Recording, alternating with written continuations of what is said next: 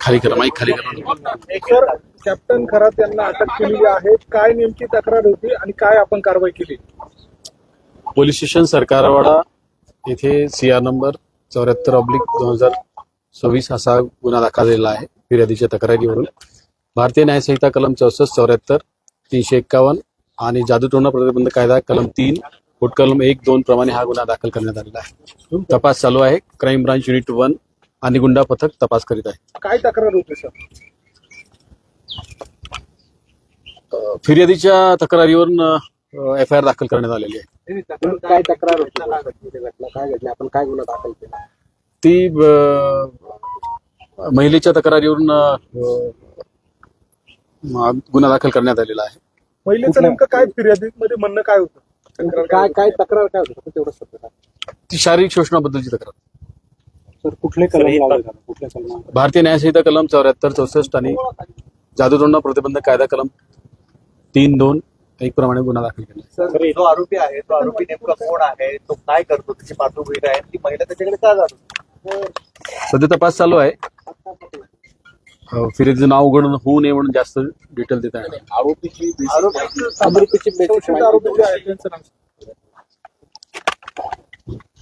सध्या तरी नाव अशोक खरात म्हणून आलेलं आहे. किती महिलांच्या तक्रारी आहेत?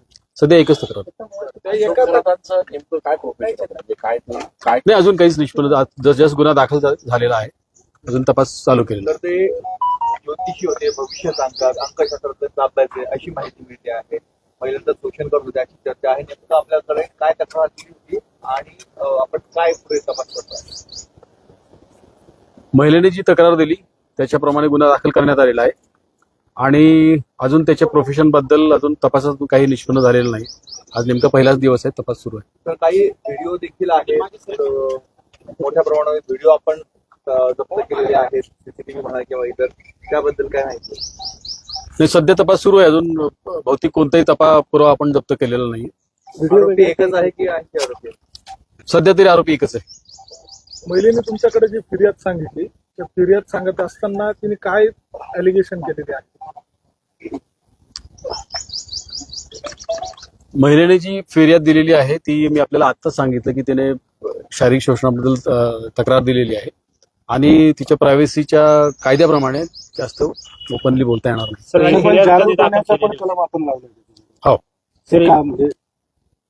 ते तिथे अट्रॅक्ट होतं ना, म्हणून लावलेलं आहे. सर, फिर्याद कधी दाखल झालेली? कारण 2022 हा, काल दाखल झाली ना रात्री. नाही, हे प्रकरण कधी 2022 होतं?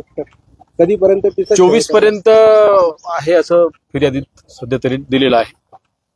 आणि जे अत्याचार झाले असं फिर्यादीचं म्हणणं आहे, ते नेमकं कुठे, म्हणजे एकाच ठिकाणी झाले, एका वेगवेगळ्या ठिकाणी होतं, नेमकं काय घडलं?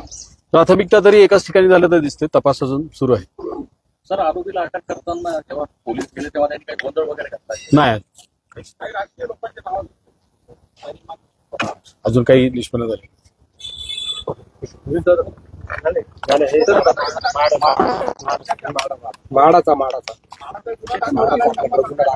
म्हाडा प्रकरणी गुन्हा दाखल झालेला आहे. एक आरोपी अटकेत आहे आणि आणखी काही आरोपी जे आहेत ते फरार असल्याचं कळतंय. तपास नेमका कशा पद्धतीने सुरू आहे?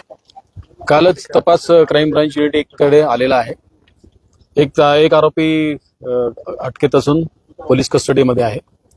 अजून सखोल तपास सुरू आहे. आरोपी कोण आहे, त्याचा नेमकं काय रोल होता या सगळ्या प्रकरणामध्ये? सोनू मनवानी म्हणून आरोपीचं नाव आहे आणि तो पोलीस कस्टडीमध्ये आहे. त्याचा काय रोल आहे याच्यासाठीच आपण PC घेतलेला आहे आणि पोलीस तपासात तर आता 2-3 दिवस झाले PC घेऊन, नेमकं काय निष्पन्न झालं? जे FIR दिलेली आहे, FIRच्या दिशेने जे काही बनावट कागदपत्र तयार केल्याचं दिसत आहे त्याच्याप्रमाणे तपास चालू आहे. अजून असं ठोस असं काही निष्पन्न झालेलं नाही. सर, काल पण एकाला चौकशीसाठी बोलवलं होतं. नाही, मधले अनेक नामवंत बिल्डर जे फरार आहेत, त्यांच्या मागावर आपले पथक आहेत, असं काही आहे? जितके पाहिजे असलेले आरोपी सगळ्यांचा शोध सुरू आहे. काही पत्र बाहेर पाठवले सर शोधासाठी? नाही सांगता येणार. तर एवढं मोठं प्रकरण आहे, जवळपास 49 प्रकरणासंदर्भात हा गुन्हा आहे. एकच आरोपी कसं काय आपल्याला सापडला, तर बाकीचे आरोपी काय सापडले? तो तपासाचा भाग आहे की समजा शोध सुरूच आहे आरोपीचा. जो सापडला त्याला आपण अटक केलेला आहे. जितके असे आरोपी सापडेल सगळ्यांना अटक करण्यात येईल. काही आरोपींचे फोन वगैरे बंद येत आहे का, तुम्ही संपर्क करताय तो का? तपासाचा भाग आहे. थँक्यू.